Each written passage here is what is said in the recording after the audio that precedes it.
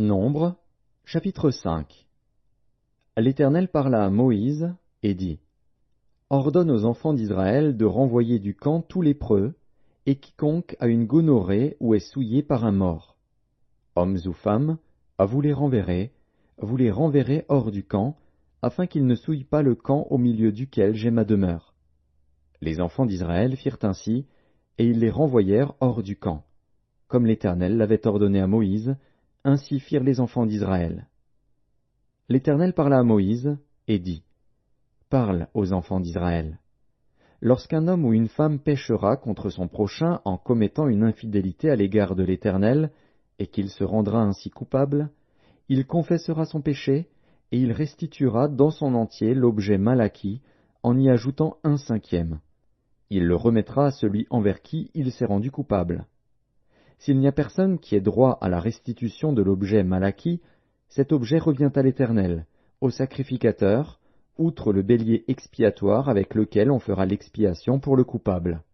Toute offrande de choses consacrées par les enfants d'Israël appartiendra au sacrificateur à qui elles seront présentées. Les choses qu'on aura consacrées lui appartiendront, ce qu'on lui aura remis lui appartiendra. L'Éternel parla à Moïse et dit: Parle aux enfants d'Israël, et tu leur diras: Si une femme se détourne de son mari, et lui devient infidèle, si un autre a commerce avec elle, et que la chose soit cachée aux yeux de son mari, si elle s'est souillée en secret, sans qu'il y ait de témoins contre elle, et sans qu'elle ait été prise sur le fait, et si le mari est saisi d'un esprit de jalousie et a des soupçons sur sa femme, qui s'est souillée, ou bien s'il est saisi d'un esprit de jalousie et a des soupçons sur sa femme, qui ne s'est point souillée, cet homme amènera sa femme au sacrificateur, et apportera en offrande pour elle 1/10 d'épha de farine d'orge.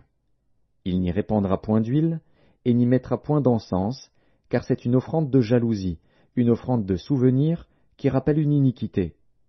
Le sacrificateur la fera approcher, et la fera tenir debout devant l'Éternel. Le sacrificateur prendra de l'eau sainte dans un vase de terre. Il prendra de la poussière sur le sol du tabernacle, et la mettra dans l'eau. Le sacrificateur fera tenir la femme debout devant l'Éternel. Il découvrira la tête de la femme, et lui posera sur les mains l'offrande de souvenir, l'offrande de jalousie. Le sacrificateur aura dans sa main les eaux amères qui apportent la malédiction.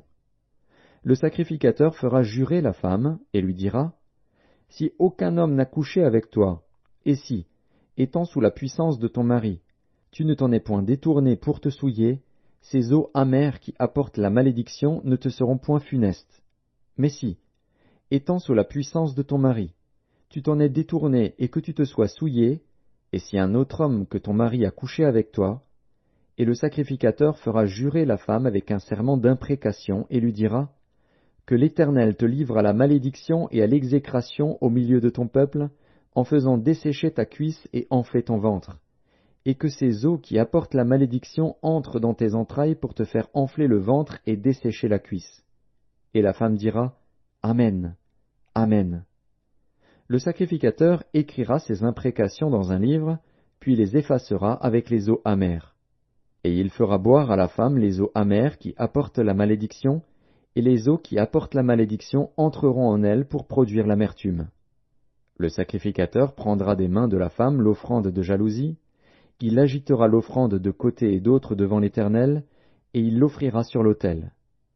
Le sacrificateur prendra une poignée de cette offrande comme souvenir, et il la brûlera sur l'autel. C'est après cela qu'il fera boire les eaux à la femme.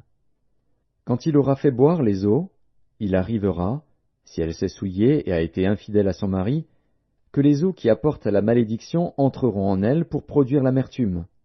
Son ventre s'enflera, sa cuisse se desséchera, et cette femme sera en malédiction au milieu de son peuple. Mais si la femme ne s'est point souillée et qu'elle soit pure, elle sera reconnue innocente et aura des enfants. Telle est la loi sur la jalousie, pour le cas où une femme sous la puissance de son mari se détourne et se souille, et pour le cas où un mari saisi d'un esprit de jalousie a des soupçons sur sa femme. Le sacrificateur la fera tenir debout devant l'Éternel, et lui appliquera cette loi dans son entier.